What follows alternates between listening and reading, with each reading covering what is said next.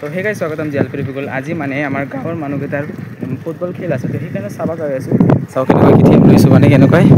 আমাক চলাব দিছে আৰু উপায় নাই চলাব লাগিব যিহেতু মানে ফাৰ্ষ্ট টাইম যিগিলা বাইক চলাই অভ্যাস হৈছিল না তাৰপিছত যেনেকুৱা চাইকেল চলাই বেলেগ এটা ফিল হয় তো চাইকেল কেতিয়াবা চলাব লাগে নিজৰ ফিজিকেল এক্সাৰচাইজ যেতিয়া হয় তেতিয়া হৈ থাকে আৰু চাওক ৰাস্তাকেইটা চাওক বহুত ভাল লাগে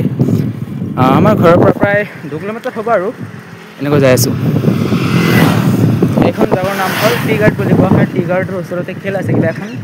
এনেকৈ মানুহ আছে আৰু ভাল লাগে আৰু কিবা এটা মানে নিজৰে জোচ ক'ব লাগে আই থিংক চাই থাকিব ব্লগখন কি কৰি আছোঁ সকলোবোৰ ডিটেইলছ দেখাব চেষ্টা কৰিম চাওকে আহক গাৰ্ডেন মানে টি গাৰ্ড বুলি কয় ইয়াতে খেল আছে দোকানৰ পৰা কিবা এটা ল'ব লাগে ৱেইট কৰি আছোঁ ফাৰ্ষ্ট টাইম মই ফুটবল বহুত ভাল পাইছিলোঁ খেলিছোঁ কিন্তু বৰ্তমান ভিডিঅ' চিডিঅ' কৰিব কাৰণে সি কৰিব গ'লে লাহে নোহোৱা হৈ আছে সেইকাৰণে তো ফুটবলৰ যিটো এটা আৱেগ ভাল পোৱা সেইটো কমা নাই না সেইকাৰণে চাব আহিছোঁ চাওক ফাইনেলি ফিল আহি পাই গ'লোঁ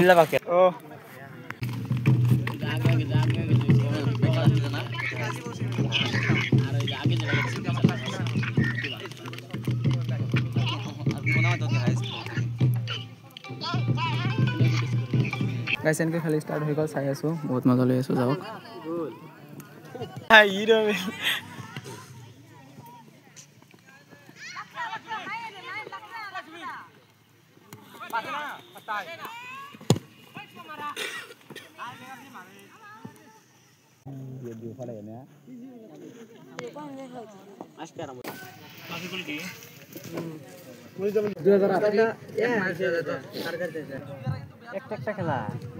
আৰু এখন খেল ষ্টাৰ্ট হ'ল চাই আছোঁ এনেকৈ বিন্দাছ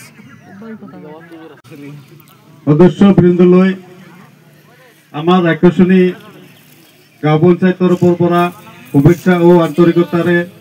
ধন্যবাদ জ্ঞাপন কৰিছোঁ